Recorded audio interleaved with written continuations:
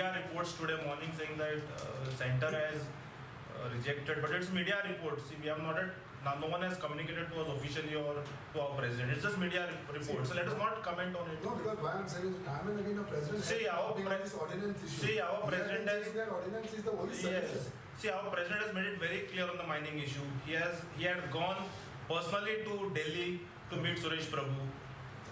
He had a private work, so in that only tour he adjusted a meeting with Suresh Prabhu, Union Minister for Commerce, and he had clearly told him that mining dependents have met our president a couple of days prior to his Delhi visit, and he had promised that he would take up the matter with the Union Minister of Commerce, Suresh Prabhu, with whom he has an excellent rapport. Now we have done our work. Goa Forward has done our work. Now it's up to the Bharatiya Janata Party and the central leadership to take it forward. Their MPs and their other ministers should take it forward.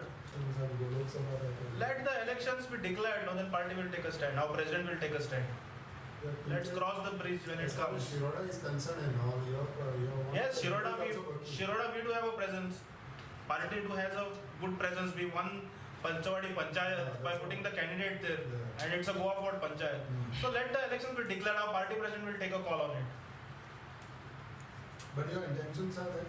Goa Forward's intention are there. See, we are not a NGO. We are a political party, and when time comes, our party president will take a decision.